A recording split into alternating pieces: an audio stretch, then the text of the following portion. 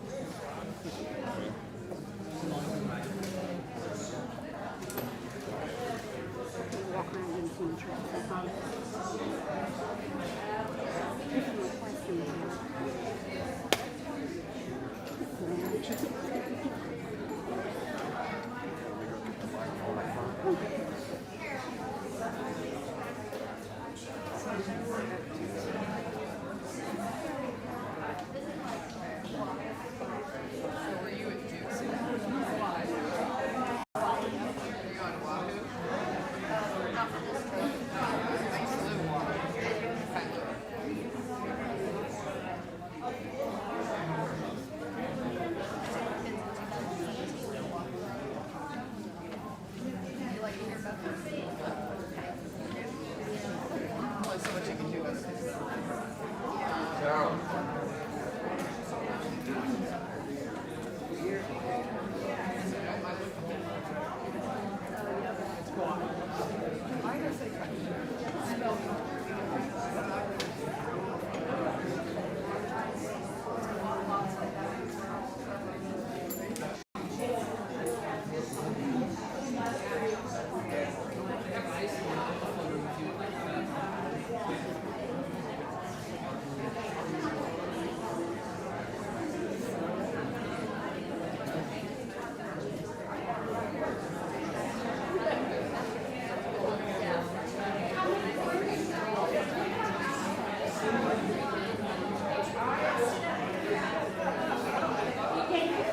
Good evening, everyone. Let's kind of get seated and let's try to get things started. So we'll have just a couple of things that's still happening.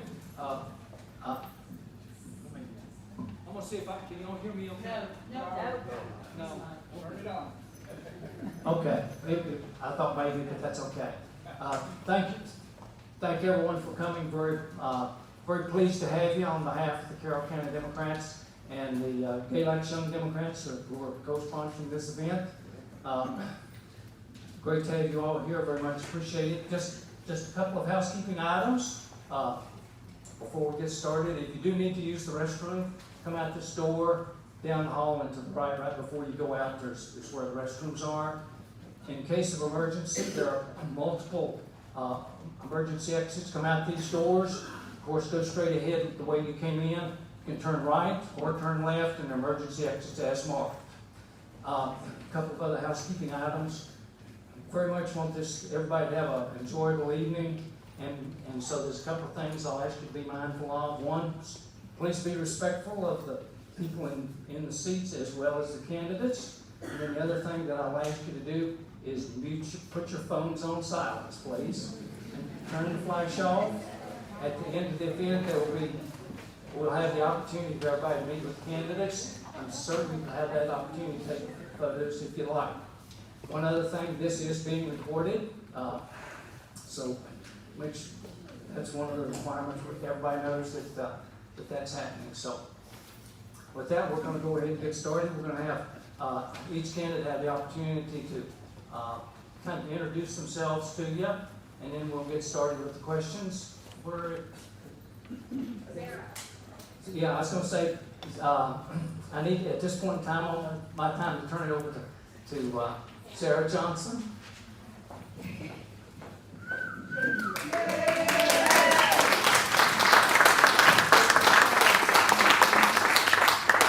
Hi everyone, my name is Sarah Johnson. I am the president of the Galax Young Democrats, and I am very excited to introduce our 3 Democratic primary candidates.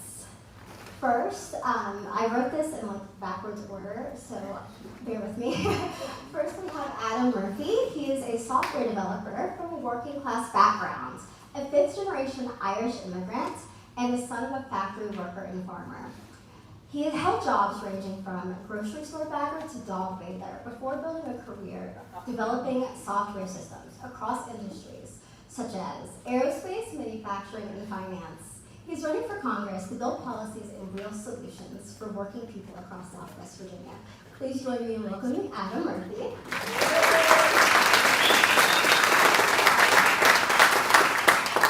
Next, we have Joy Powers. She is a 4th generation cattle farmer, small business owner, and community advocate from Bedford County. She lives and works on her family's farm and has been deeply involved in supporting local agriculture in rural communities. Joy's a mom who adopted her son through the foster care system, and she's a leader who will fight for practical solutions. Please join me in welcoming Joy Powers.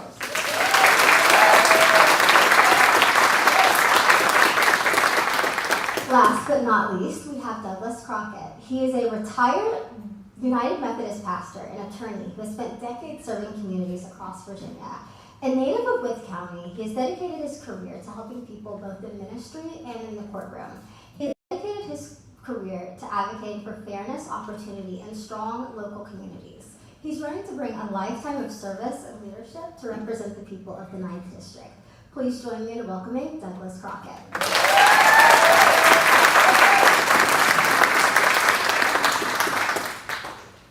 Okay, with that, I think Doug, you're going to be first, aren't you, in kind of an introduction?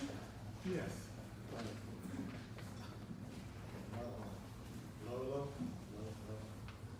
Just use that. Sorry. All right. Okay. So I am a native of Wythe County.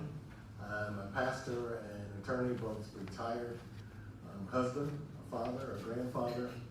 I have a home in Williamsburg, run the campaign out of Wythe County where I stay. My wife is from Buchanan County. She's over there because her parents are not well. And our intention is to move to Washington County near Abingdon where they own property. So after the 2024 election, or before the 2024 election, I think the country was in good shape. We were moving in the right direction. Things that weren't right were headed that way. And when Donald Trump got elected, I was disappointed, but my thinking was, if he'll just play golf for 4 years, everything will be fine. But he didn't do that. He didn't do anything to make anything better. Actually, everything he's done has been to make things worse. But we are still standing. America is still standing, and Democrats are still standing up. We're standing up in Congress, but we can't get anything passed because of Republicans. You're standing up here, you're standing up when you protest, when you march, when you vote, when you run for office, when you lead, and when you come out to an event like this or tune into it by Facebook. So what we're asking Republicans to do is to help America grow up. Getting older, we're in our 250th year. Getting older is easy. Growing up is hard. We need them to help us out. You know, a vote for Morgan Griffin, a vote for Morgan, is a vote for less than what you deserve, what you expect, and what I would provide. So, thank you.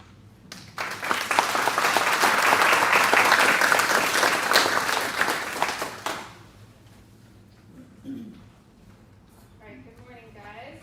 Is this mic working? Can you guys hear it? No? It's not working. Okay.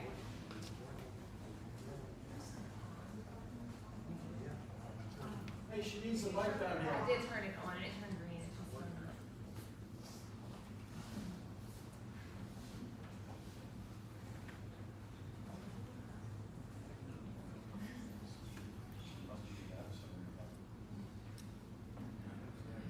I heard the data center. That's good. Must be one of your mouths. Do we have an IT guy in the room? Somewhere.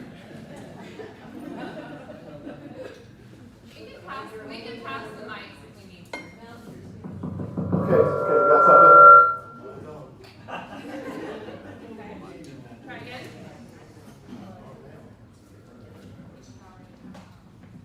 Let's try this. Awesome. Well, good evening, guys. It's great to be with you. I am Joy Powers. I am one of your primary candidates to unseat Morgan Griffith, and so it is so exciting to be someone who has been raised here in rural Virginia and to watch people like Morgan Griffith win again and again. But to see this room full tonight, to see 3 candidates up here, that's a good thing. So to tell you a little bit about myself, I am Joy Powers. I grew up in Bedford County. My family's been there for a few centuries. And we are a cattle family. So I'm a 4th generation cattle farmer. Before that, we raised tobacco. And you know, this is coal and cattle country. And so something that I know is that politicians a lot of times don't understand our way of life here. And so for me, you know, I, again, like Mr. Crockett, was moved after the November 2024 election. I never thought I would be up here in front of you guys. But what drove me to run for public office was because I realized that we don't have leadership that looks like, that understands, and that is from Southwest Virginia, advocating for Southwest Virginia. And that is why our problems continue to get worse. And so let me be really clear, we are in a moment of national crisis, and we cannot water that down. But we also have to be very, very focused on what we can do to triage this district, because we have real concerns and real issues that are unique to this district and need real legislation priorities, and that's what I can give you.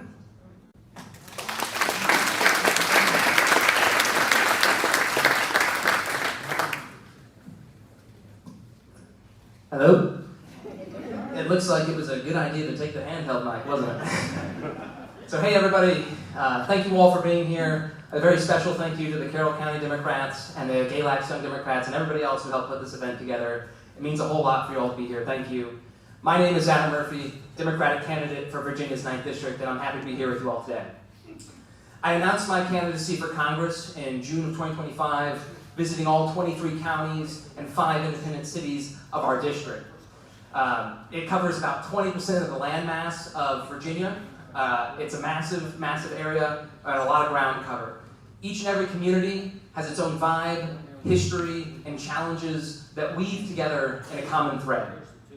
The cost of living is out of control, whether that be groceries, healthcare, housing, or energy. We need to bring tons more quality jobs here in this district so that way everybody can live a dignified life here, right here in Southwest Virginia. All of these problems are caused by a system that neglects everyday Americans, that helps focus on making the rich richer or massive corporations while everyday Americans are left to fall through the cracks. My family and I know firsthand what it's like to have a family legacy destroyed by medical bills or housing costs. We are building a grassroots movement here. To not beholden to any donor, I publicly affirm that I do not take any corporate, billionaire, or foreign interest money because I do not want those strings on me. We are forging a vision for the best possible American future. When the American people get united, as they did at the start of this nation, there is nothing that can stop us from achieving that future. This will take all of the people of Southwest Virginia standing up and demanding with one unified voice for that better tomorrow. I'm asking that you join me in that fight, and together we will create that vision to build a future we all deserve. Thank you.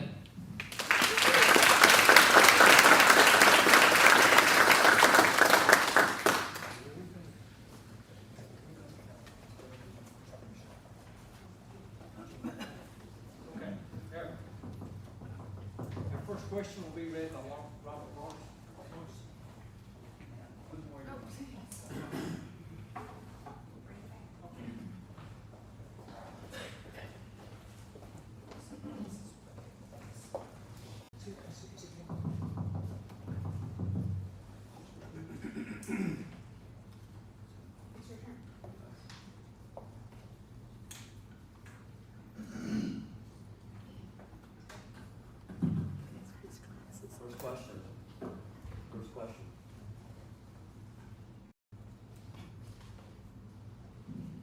First question.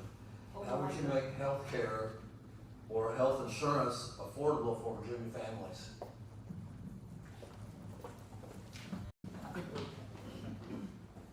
Alright, we're gonna try this lapel mic. How does that sound, guys? Good? Great. This is a great question. This is a great question in Southwest Virginia, and one of those issues that we can't shy away from. So first and foremost, we have to go through and we have to refund Medicaid. Those cuts are absolutely going to cause major harm. So we have to triage this problem first. So we first address that. Then the second thing, we can go in and we can readjust the Medicare payments options to make rural doctors and practitioners more profitable. You know, just today we were hearing about how practitioners here in this community, almost all of them are reaching retirement age. What's going to happen when that happens? You know, we have a void of doctors. So one thing that I am very passionate about, and as part of our home plan, our legislative priority, is actually to refocus the medical residency program So actually, interestingly enough, Congress is what funds and controls our medical residents all across the country. And so if we were to actually go through and we don't have to restart and recreate a whole new program.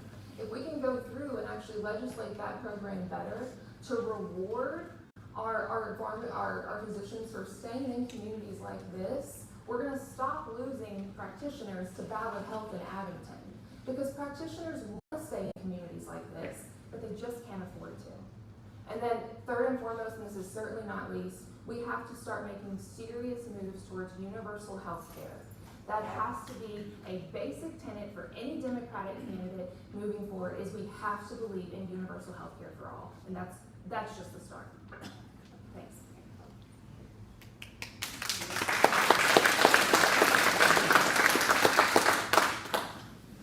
So healthcare is a human and an American right. I've been all throughout Southwest Virginia going to federally qualified community health centers where they often provide mental, medical, vision, and dental, often all at the same facility. We need to take the greed incentive out of our system, and using that model, we need to expand access all throughout the 9th District. No one should have to drive hours for care. Our rural hospitals should not be at risk of closing. You shouldn't be able to lose your home due to medical costs or sacrifice your retirement for medical bills. It can be as simple as your doctor telling you, here's what you want, here's what you need, and you simply get that care. No one should have to choose between life-saving medication and their home. My grandfather and my father ended up losing the Murphy Centennial Farm simply due to getting $500,000 in medical debt. No more deductibles, no more premiums, no more medical debt. And under Medicare for All, everyone in Southwest Virginia gets the health care that they deserve.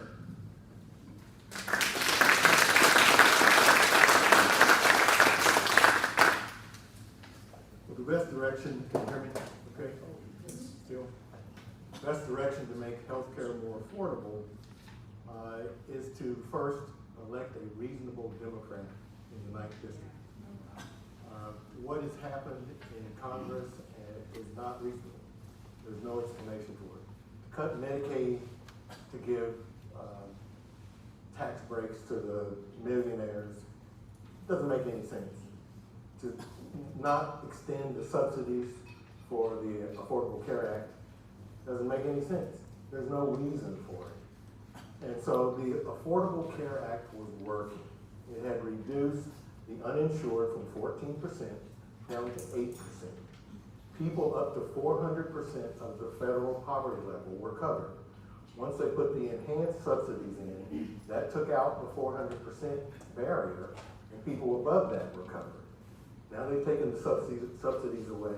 That's going to make about, they say, 5,000 more people uninsured to add to the 10,000 who were not uninsured, or who were uninsured. Those people who were uninsured were in states where they had not extended Medicaid.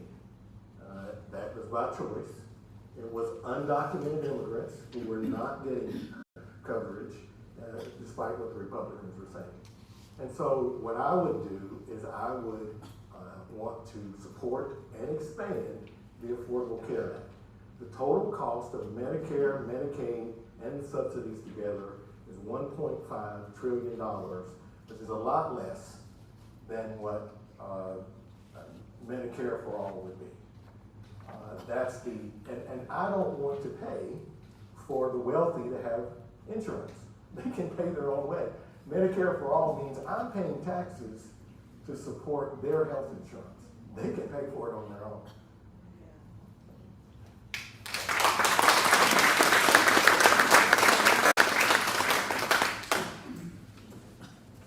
Okay, second question, on data centers, Clark Fincher.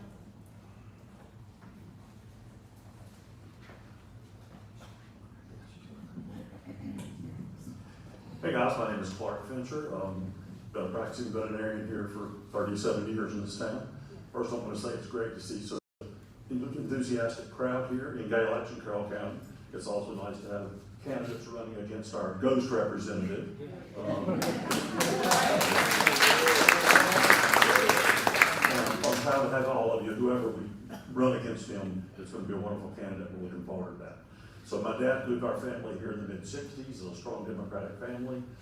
All I ever heard was Bill Wampler, William Wampler. I don't know who remembers that, I'm old here. How are we going to beat Bill Wampler? And as a kid, like, I'm hearing all these things, and all of a sudden we have a strong young man out of the Abingdon area by the name of Rick Boucher. Rick came in and showed us that we can be Democratic. We can defeat Republicans here. And so Rick, unfortunately, got ousted by the anti-Obama wave, and we're again stuck with our ghost representative for the last 16 years.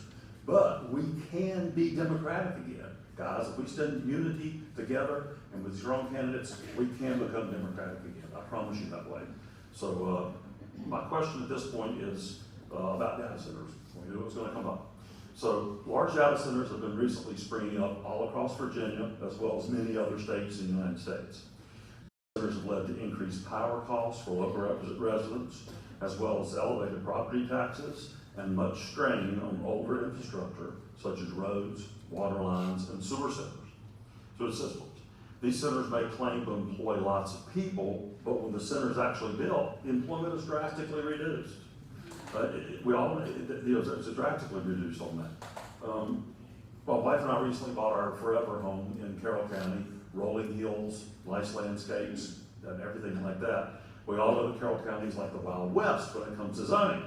So we're all worried every single day that one of these centers may just pop up across the street from us with their false promises of increased employment, decreased taxes for the area, and much needed infrastructure improvements. So my question is, as a candidate and possibly a future representative of everyone in this room, what things should be done to ensure people are aware of the economic risks and benefits, as well as the environmental impacts, especially to our vital power and water resources in this area, as well as the rest of the 9th District? Thank you. So we need to demand full transparency when local areas are considering agreements for data centers. Our team is constantly researching information on the data centers so that we are intimately understanding the challenges going through our district, and we are finding them all throughout the district, whether that be in Wise, with Botetourt. I heard there's one potentially in Patrick County. As a software engineer, I have a unique perspective, a unique skill set to be able to understand this issue. There should be federal requirements that data centers have to pay 100% of costs, have citizen involvement on any dialogue before any development starts, and have sound water and air quality checks, as well as independent environmental studies to determine the impact. No local government should be forced into an NDA, period. Communities need to be fully aware of the whole impact of having a data center, whether that includes job loss or an environmental impact. The whole picture must be made transparent for any community to agree to one, and I believe that if they were, some communities would choose them, but the vast majority of them, I believe, would reject them because these are done under the table, not transparently, and the local community has no idea what they're getting into.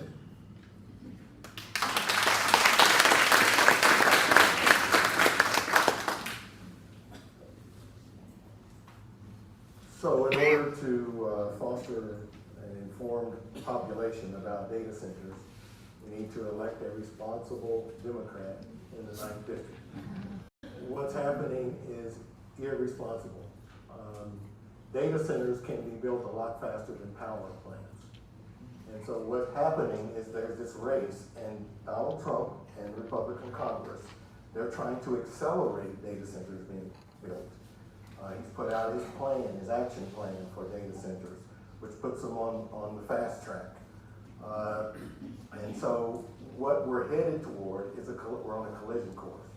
So the more, if we can keep up with power plants, we're going to destroy the environment because we're going to be using fossil fuels to do that. If we can't keep up, we're going to destroy the grid. So we're going to have blackouts and brownouts and that sort of thing because we're going to overload the grid. So in Congress, I would support what has been introduced, which is the Clean Cloud Act. It was introduced by John Fetterman, who's from Pennsylvania, who I don't agree with him on a lot of stuff. It's a little strange.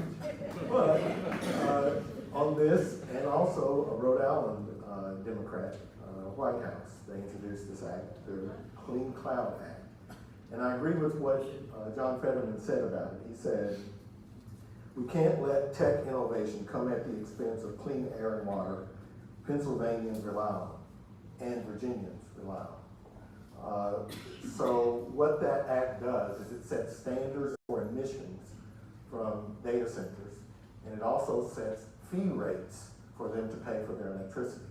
So I think that would go some way toward that. NDAs, that's something more for state government. State government would have to decide something like that on most of the data centers.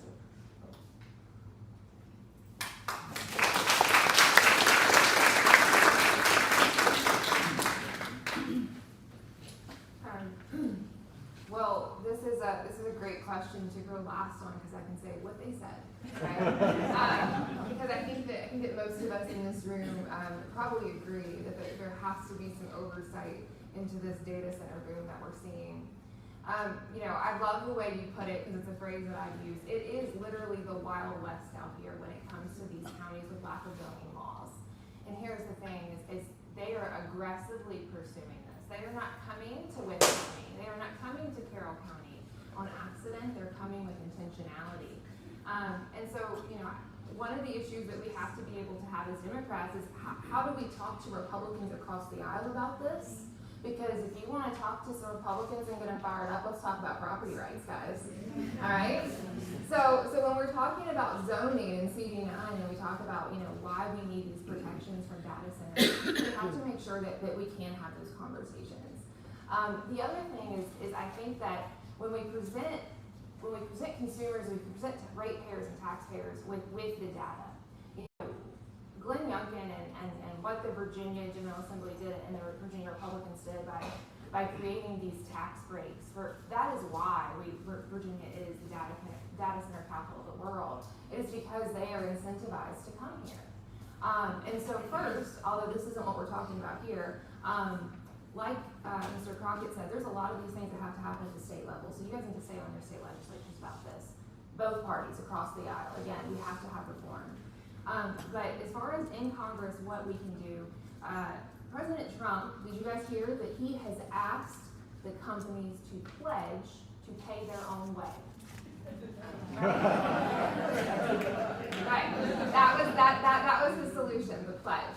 So we actually need a law. So we need to pass legislation that says that they must pay their own way. You and I cannot continue to pay for their infrastructure improvements. And when we start to even the playing field and create fairer rules, we're going to start to see that boom slow.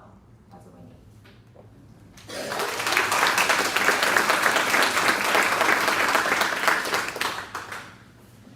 Okay. Third question from Brandy Royal. Hi. The current administration has launched military strikes in violation of both the Constitution and the War Powers Resolution, without consulting Congress. Meanwhile, Representative Crockett has said and done nothing. What specific actions would you take in Congress to reassert legislative authority over the use of the military force?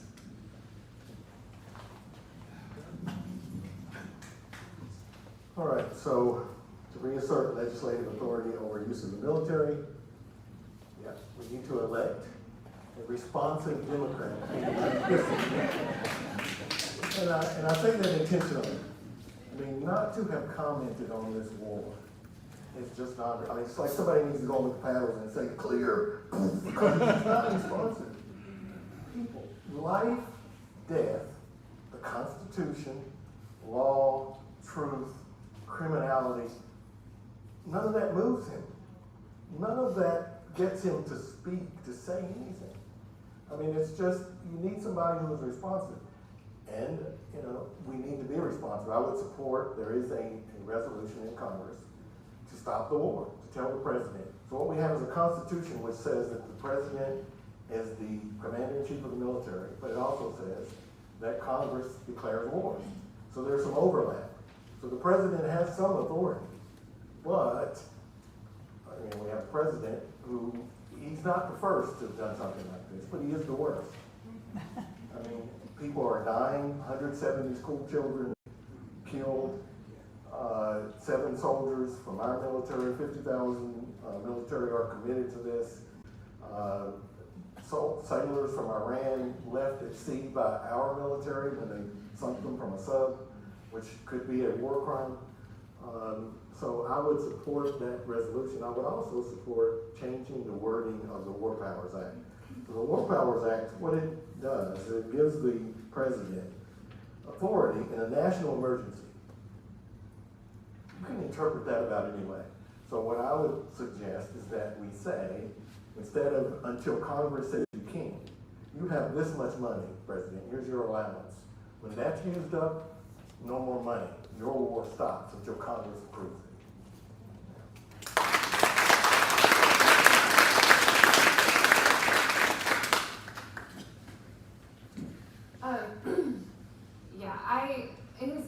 It's been extremely disappointing, and it's sad to continue to be disappointed by Morgan Griffith, but this one was actually another level of disappointment. We in Southwest Virginia, we send a lot of our neighbors, our sons, our daughters, our granddaughters, our grandsons into the military, and that's something that cannot be taken lightly. To hear Donald Trump casually say, well, there's going to be deaths. That should have made every member of Congress show up and ready to get to work, and it did not.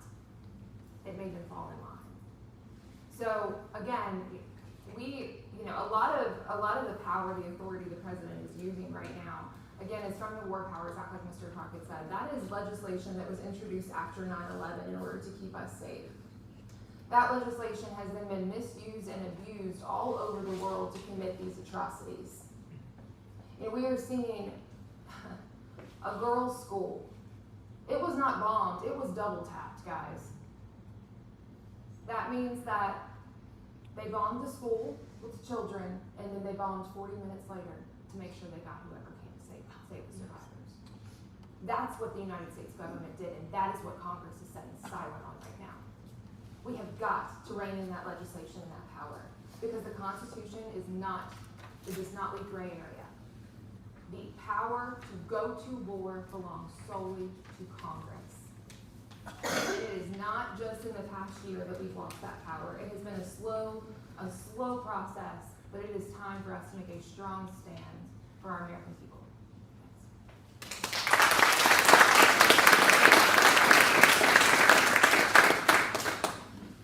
So no one person should decide where we strike on the map. It is the mandate of Congress to determine where U.S. forces, where and when they are activated. Full stop. We do need to rein in these emergency acts. Military should not be deployed just because it's been declared an emergency, ever. Our country was founded on checks and balances. We fought a revolution against a monarch who had a complete central authority to do whatever they wanted. And our founding fathers saw it fit, wisely, to split those responsibilities up. It is the mandate of Congress to determine how the U.S. military should ever be used. And in Congress, I would work to immediately end this war in Iran, to make sure the conflict in Venezuela never happened, and bring these so that we no further conflicts spark and drag us further into a forever war. We don't want this. This is not what the American people need at this moment in time. We need a Congress that's willing to stand up and fight against it.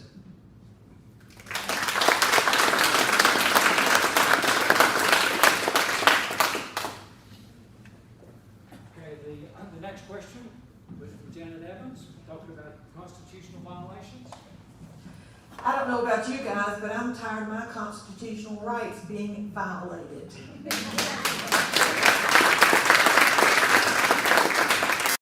We have no privacy anymore. DOJ, Department of Homeland Security, they've come up with every excuse in the book to get our private information. They say it's because they want to find immigrants who are here, violent immigrants who are here illegally. Then why do they need my private information? Most of us born and raised in this area, or at least inside the borders of the United States. Our technology has violated our privacy. And our president has encouraged it, not just said okay, but encouraged it to happen. My question, what needs to be done to improve these protections in the future?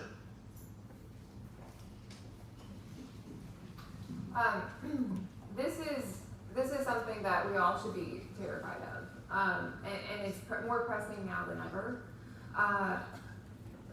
Last week, I believe it was, we saw the billionaire CEO of a tech company had to be the moral authority and stand up to President Trump, because President Trump and Pete Hegseth wanted his AI company to be able to surveil American citizens and to be able to kill without human authority. So with that, the United States president, and he blackmailed and bullied this man and tried to push him into forcing that technology to be used against us in that way. We cannot continue to let technology evolve faster than our laws are evolving. And so we have to go and put laws in place that say we do not want technology. We should not allow any type of technology that allows to kill human beings in the United States, or to be used without human interaction. To take a life by AI, are you kidding me? So we have to rein that in. But we also, we have to make sure that we have safeguards in place. And these are, like we said, like the Bill of Rights. We're at the point now we need a digital Bill of Rights, because this is a whole new world. And this isn't just about, AI and Doge and the information that they steal. I watched that young man's deposition that stole all that. It was infuriating to watch him so callously talk about betraying Americans like that. We need justice for people who violate that, but we need laws in place ahead of time to make sure when that happens that we can actually hold those people accountable. And right now we don't have them.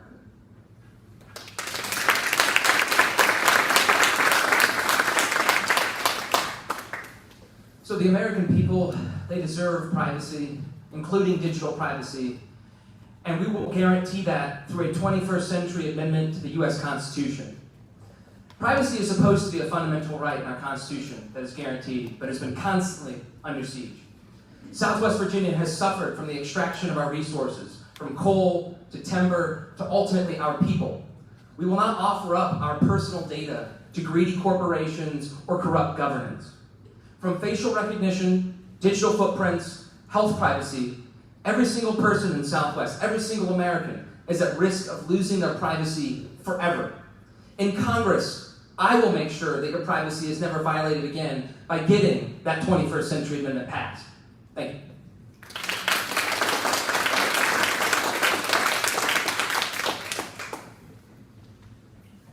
To improve our data privacy protections, we need to elect a realistic Democrat. And by realistic, I mean that it is important that we have public safety. It is important that we have national security. So it's important that law enforcement has the ability to enforce the law. But there are two problems, though, that we have now. One is that they don't know who the criminals are. And the other is that they violate people's privacy. When they violate privacy, they skirt the Fourth Amendment. The Supreme Court has decided that the information in your cell phone, the identifying information, is private. You have to have a warrant for that. However, what they do is collect information from your phone that is anonymized information. So it doesn't actually identify who you are, but they have other tools. They can bring those to bear upon that information that they get, and they can pretty quick tell who you are. They can track you. They can know who's in a group of protesters. And so that is a problem.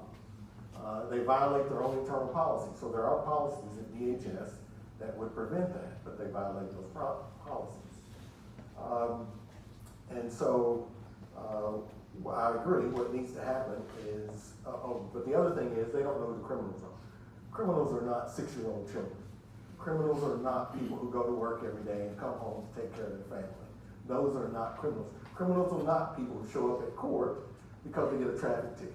Criminals are not people who go to their immigration appointment and then get deported. Okay, so I would support an amendment to protect digital information. States have those, and we can do it in this country, in the country. And what that would do also provide a private right of action to where we would be able to sue the government, which would give us some power, which they have in the States. And it would also shift the burden. Instead of the burden being on me to prove that they did something wrong, the burden would be on them to prove that they didn't. Sorry about that.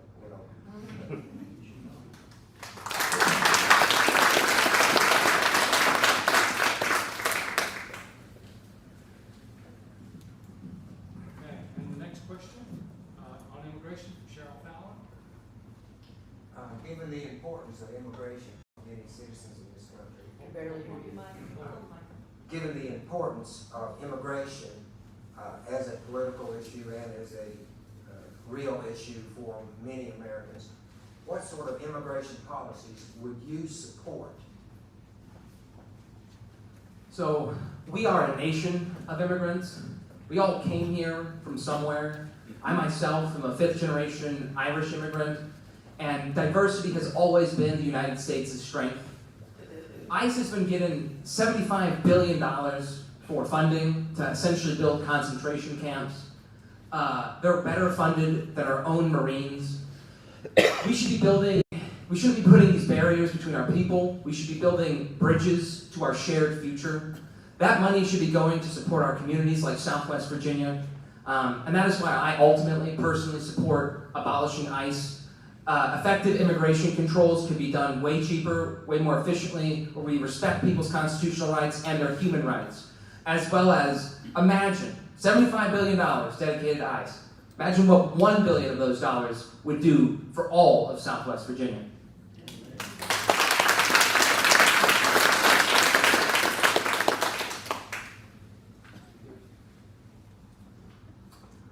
What immigration policies would I support? That we elect in the 9th district a righteous Democrat. And by righteous, I don't mean Christian. I don't mean religious in a righteous way. But righteousness has to do with faith, right? No matter what religion you are or what you believe. You believe in something. For the life of me, I can't figure out what hardcore Trumpers, which is most of the Republican Party, believe. What do they believe in? I have no idea. They call themselves things, but I couldn't tell it by the way they act. Donald Trump has violated constitutional norms. He wants to get rid of due process for poor people. He wants to get rid of birthright citizenship. He's violated statutory norms. So he's violated just humanitarian norms. The statutory norms of the 1980 Refugee Act. The only refugees we're letting in are Afrikaners, white Afrikaners from South Africa, who he claims are being tormented over. He's violated just humanitarian ones. We have people he's trying to get rid of from Haiti. And he's also violated, just tear down the Statue of Liberty. Give me your tired, your poor, your huddled masses yearning to be free. Donald Trump is saying, just send them back. What on earth do they believe in?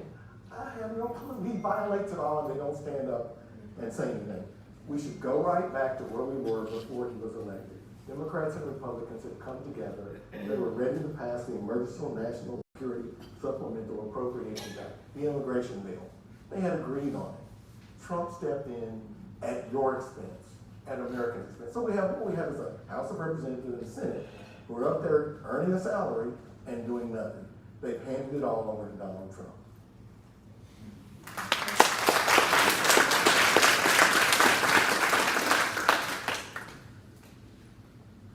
All right, well first, I don't want to mince my words when I say this. We have to abolish ICE as it stands today. It is a broken organization that will never hold the trust in the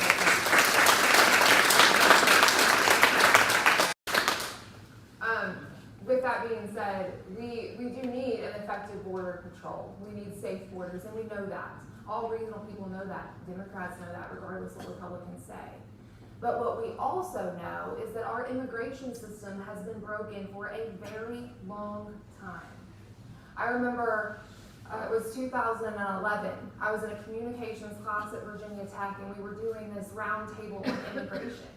And we had to take positions on illegal immigration, and nobody would take the pro position for illegal immigration. And so I said, fine, I'll volunteer to do it. And so what I did was I went through and I looked at what our average grocery bills would be if we didn't have and we didn't depend on the service and then the labor of illegal immigrants. It is ridiculous, guys. Back in 2012, the projection was that a gallon of milk, if we just eliminated illegal immigrants alone, that a gallon of milk would be raised to $12 a gallon. A bushel of apples would double, and that was again before Trump just blew up our tariffs and world market. All right. So here's the thing, and this is what I firmly believe, is we have to fix our immigration system in a way that actually works for our immigrant laborers in a dignified way, because it has been broken for decades, right? So that is the start is abolishing ICE. The second part is actually doing this the right way, and that way it serves our immigrant laborers. But like we said, we depend on it. And it's not just our farm workers, guys. Our healthcare network is dependent on immigrant labor.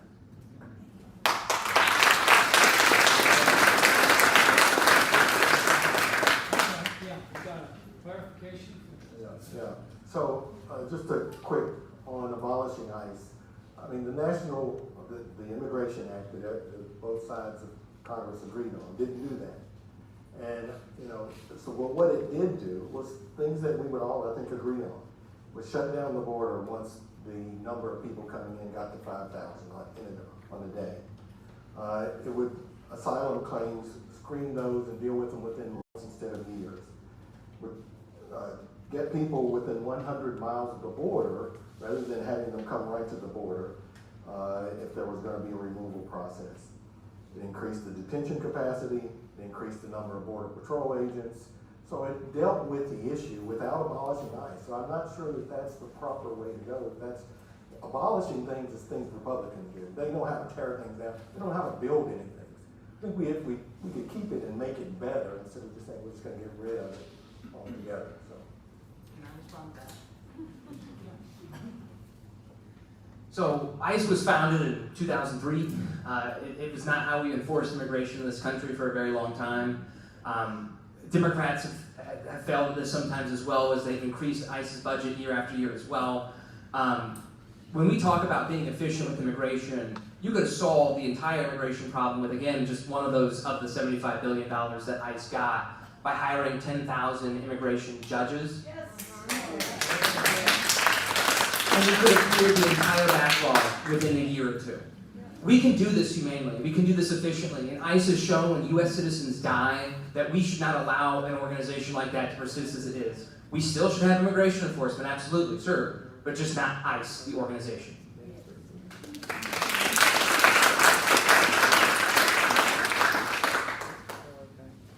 And I guess since I'll rebuttal as well. And I actually remember, when we all probably remember when that bipartisan legislation, immigration, was introduced. That was the proper option at that time because ICE hadn't turned into glorified Proud Boys harassing our neighbors.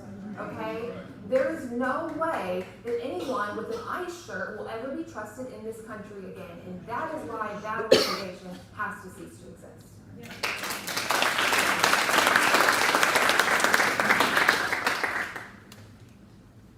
Okay, thank you all very much. Now we're to some questions that were submitted to the folks in the audience. First one of those, will you tax the rich at an appropriate rate?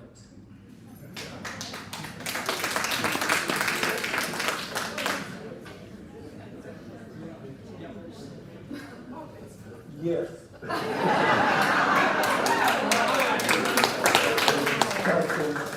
Our income tax system has been fairly malleable. In times of crisis, the highest rate has gone up, and not so much in times when there's not. We're pretty much, I would say, today in a crisis period. The deficit is ridiculous. It's supposed to, I forget, gotten the number, $47 trillion, and like a third of that will be attributed to Donald Trump's 8 years. Something has to be done, and I think it's appropriate at this time that we increase taxes. Appropriate is a good word. I'm not sure what that amount would be right now with Medicare, or with the Affordable Care Act. It's 41%. Without the Affordable Care Act, it's 38%, is the highest bracket. As I heard Mr. Murphy say at our last forum, at one point, I think it was 90%. Somebody suggested, one of the presidents suggested 100%. So it has been increased in World War II. And so, yeah, I would be for that.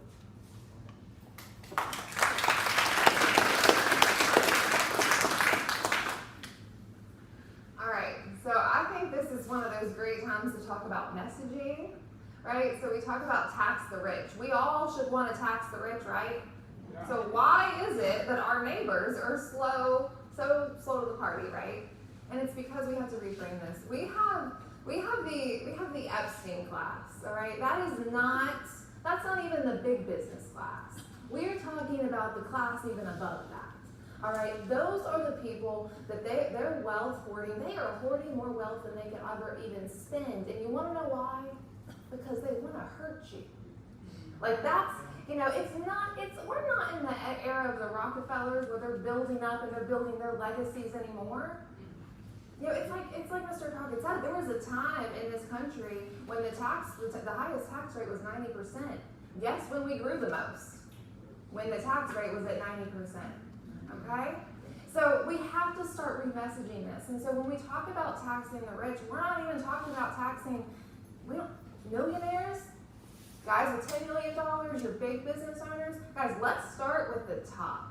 All right? Let's start with the ones that are at the very top, and let's say, you know what, if you're going to go past this point, let's tax them at 90% again.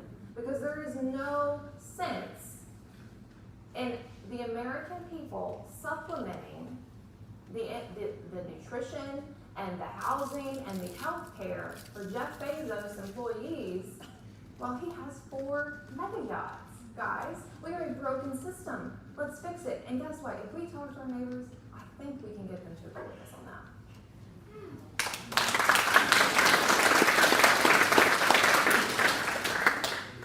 So we're at the part now where we're all just kind of coming off the cuff now, so should be fun. Yeah, we absolutely need to tax the rich, and on our website we'll actually be having our tax policy plan revealed that balances taxes for everyday Americans, reducing your everyday American tax burden while we start to really ramp up the taxes past $10 million on people who make more and more and more in the system. Our system is not working. We have billionaires that unto themselves have each of them become essentially a Bond villain. They have way too much power and wealth in this nation. They're breaking our future, and they are stealing it from us as well. That is why our communities don't get the support that they deserve. It is why people get left behind, because we are catering to these folks that do not need to be catered to. I would probably support beyond just taxing higher incomes higher, but we likely need to look at, for our billionaires, a wealth tax, because they are getting taxed. They have just too much money, and if we want America to survive, where everyday Americans actually get the opportunity to live the life they want to live, where we have the ability to build the infrastructure, to be able to do the future that we've always believed we should have, we have to tax these people. They cannot have this power and wealth. They should not be more powerful than a nation. They need to be brought back down to reality, back down to here with us.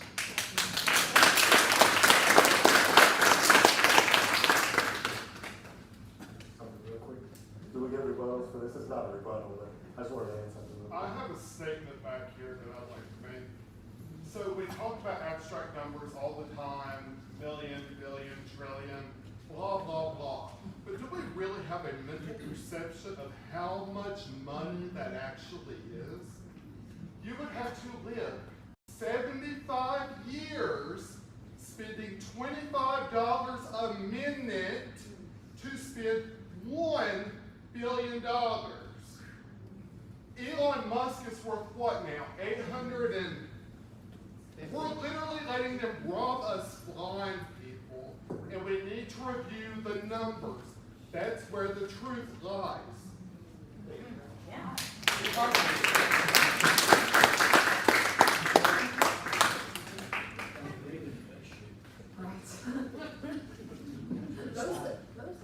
That's exactly where it started. Is it quick? Citizens United. Citizens United was passed. Power in this country went to corporations and the ultra rich. Okay? they're pulling the strings on just about everybody in Congress, and I guarantee if you get in Congress, they'll be knocking on your doorstep, wanting to do the very same thing with you. Re-election at this point in time is just so ridiculous, in the amount of money that has to be raised to get re-elected. And congressmen get re-elected every 2 years, so it means from day one when they walk in that office, their primary thing is they have to keep raising money to get re-elected. Citizen United needs to be done away with. Yes. Yes.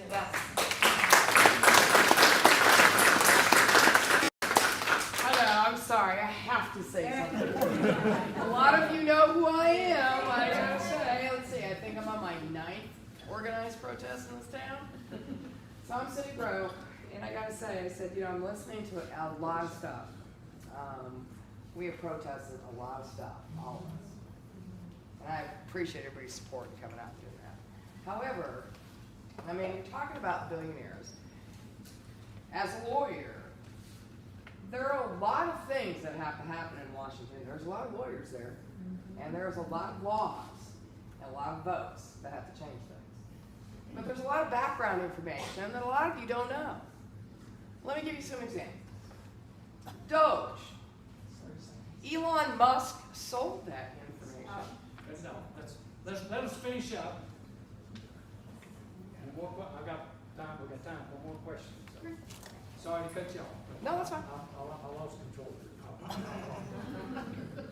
Okay, one more audience question. Will you put guardrails on AI?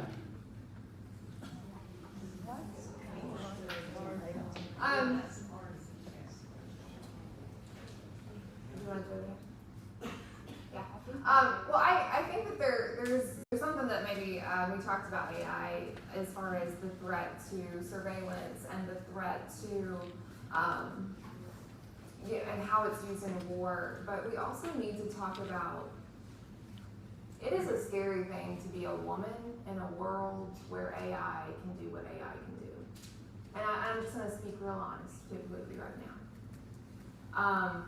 The burden that we are raising young girls into where they can be manipulated and their images are, the way parents put children online and put their images online, thinking they're sharing it with their grandparents and their loved ones, and they end up in the worst possible images imaginable.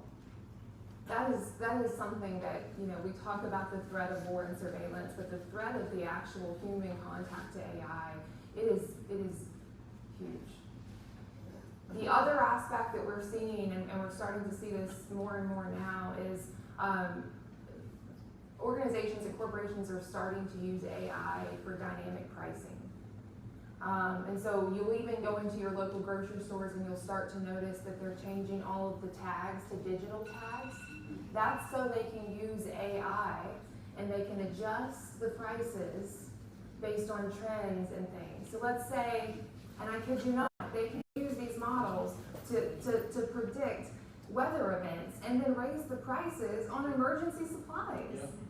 Like, that is the technology that these people are creating are intentionally being used to harm us. And so I absolutely, fundamentally would support guardrails on AI. We have to do it.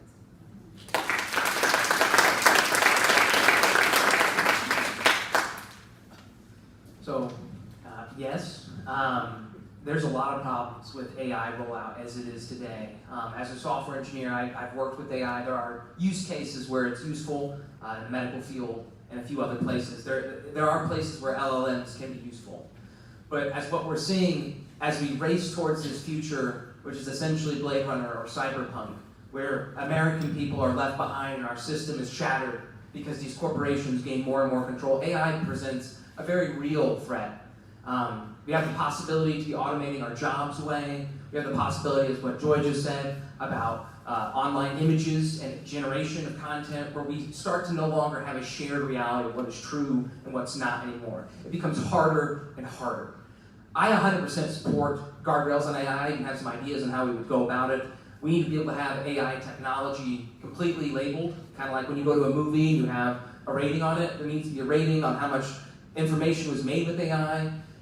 From the large language model creators like Anthropic, OpenAI, and others. The data that they use to train the AI needs to be forced into the public so that way we can do a systematic review to verify how much of this information was stolen and copyrighted material. We have to have a lot more guardrails around it. A lot of these companies don't even know how to make a safe AI. They're literally experimenting with it as they go. And while I do not think the technology as it is today is ever going to get to a super intelligence level, they are trying to do that because the goal is to replace everything with AI, to have big tech own everything in our society, and that is completely unacceptable. We have to take that head on.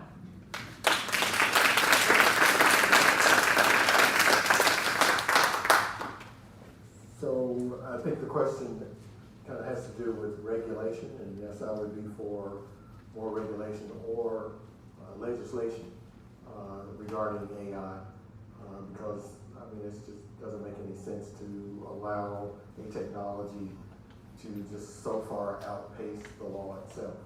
And what Joy was talking about, I think, goes over to the Fourth Amendment and protecting people's images and that sort of thing. But you know, Republicans want to say they're not for regulation.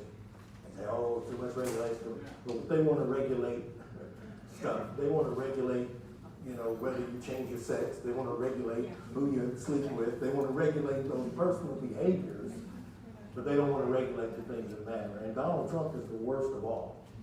I mean, he wants to regulate. I mean, he thinks he should be able to run for office with 32 felonies. But a transgender person can't run a 100-yard dash. Tell me about it.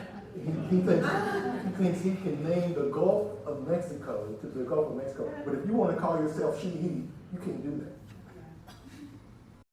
He wants to be able to regulate the schools, the courts, the House of Representatives. He wants to be able to control all of those things, but he doesn't want a woman to be able to control her own body.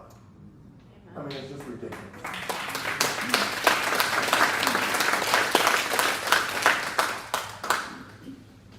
Okay, we have come to the end of our question and answer period, so now we'll give the candidates an opportunity to have a closing statement. And so we were Adam's going to go first.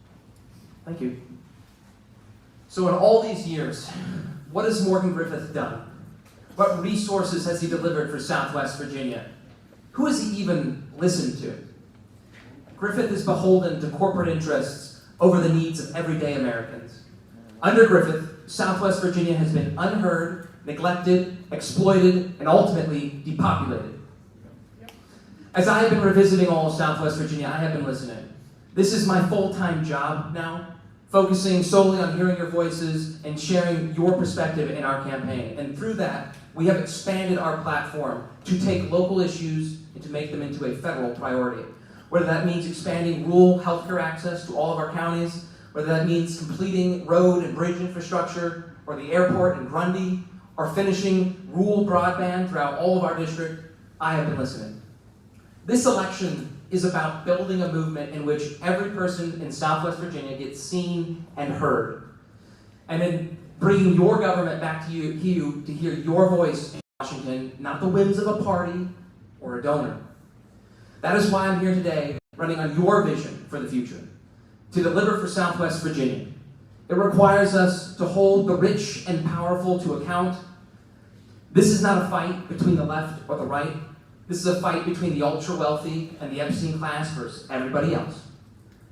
And as this movement unites Americans in Southwest Virginia together, we will build that future together. Our fight starts with the people here. Those of you in this room, all of the people of Southwest Virginia, standing up and with one loud voice, demanding a future we all deserve.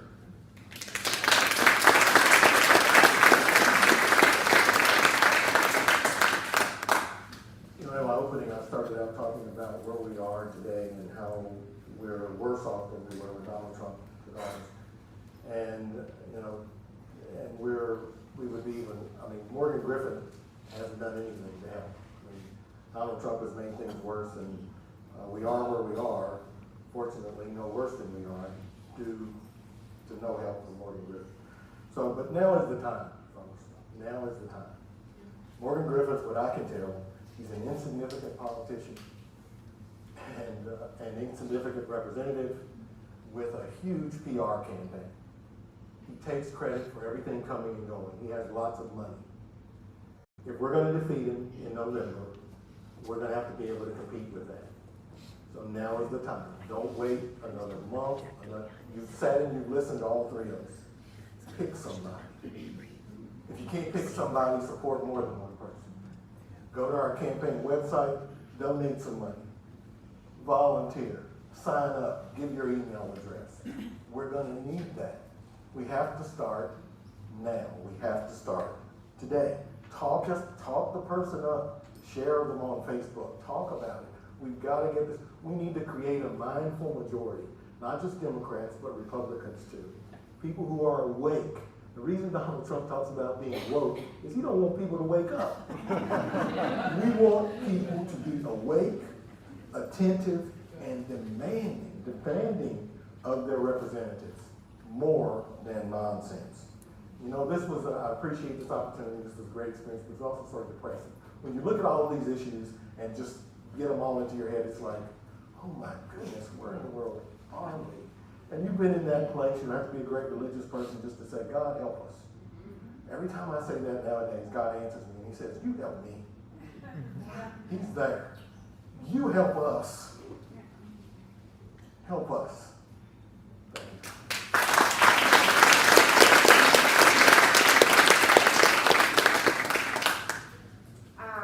I just want to say thank you again for being here tonight.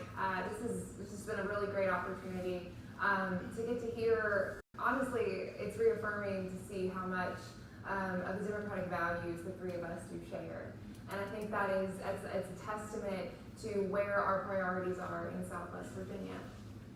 You know, I see my friend here on the first row, and she will be the first person to tell us that the path forward and the path to victory in this district is not in rooms of Democrats, if we're honest.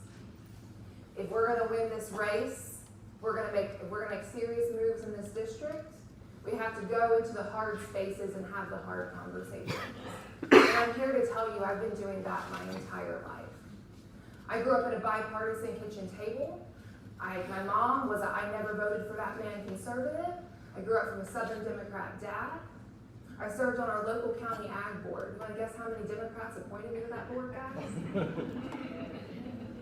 I've been working with Republicans my entire life to get things done. I grew up in church, and I understand and I can speak to the fact that they are using our faith as a weapon, and they are using it falsely, because somebody's got to go in those spaces and have that conversation. I worked in the firearm industry for 2 years, so when I can sit down and I can talk about the loopholes in our gun laws, it was because I was the person that the state police called and said, hold that criminal until we get there. Guys, I know how much you care, because that's how much I care. This is my home too. I am raising a 6-year-old, beautiful, bright, black young man that I adopted from foster care. That young man will inherit the generational wealth that he has owed from my family. But you know what? The way Donald Trump's going, he is making this state, this district in our country less safe for him. And so that is what I promise you, is I will fight for your family just as hard as I will fight for my family's future in this district.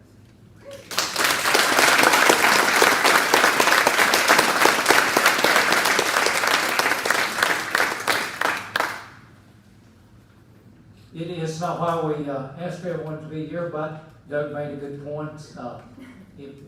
One of the things we need to win elections is support in all kinds and forms, including monetary support. If you are interested and able to donate to the candidates, you can do that through AgBlue. They all have on their websites that have links. And there's some things that I want everybody to be aware of to meet the Federal Election Commission requirements. That they cannot take anonymous contributions. They need your name, they need your occupation, I believe we need your address, and they need the verification there that you're a U.S. citizen. So, they all need that because that's a federal requirement for reporting requirement. Okay, next. We like to tell him a lot of things. Okay. Now I'm going to get Rebecca Daly, who's the head of the 9th Congressional District Democratic Committee, has a couple of things to talk about with us. Hi, everybody.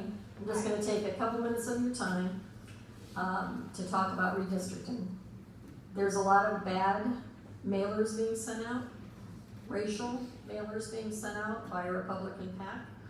There was one sent out that people got today that has Abigail Spanberger saying she does not support the redistricting, that she wants you to vote no. You need to be very careful what you're looking at. Look who it comes from. I can assure you Governor Spanberger stands behind redistricting, right? We do. We're the district that's going to take the hit, folks. I get that. What we will get out of this, if we vote yes, and it's two things. Stop Trump, the biggest thing.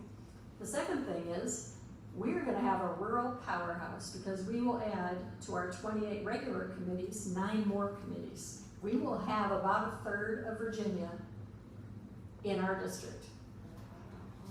I will also tell you, you saw Zara Johnson earlier, we have 7 young Democrats groups in Southwest Virginia. We have another one coming up.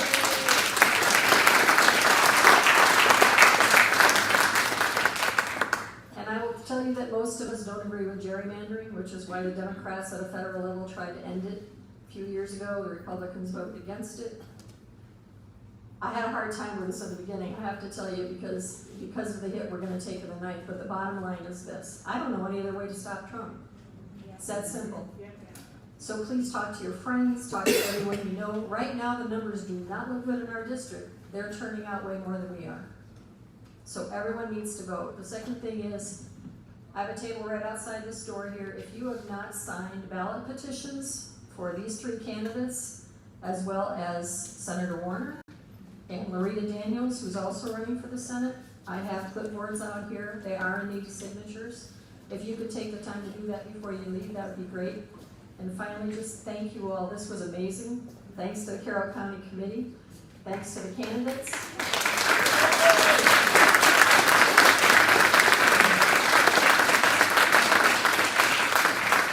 And please, and I will tell you this, I wear a lot of titles. My favorite one is activist. I'm one of those people who puts in 50 hours a week. So if you can help in any way, writing a postcard, knocking on a door, making a phone call to help us win this thing. I have redistricting yard signs right out here outside the door as well. Please pick one up on your way out. Thank you for all you do. Help us win this. Thanks.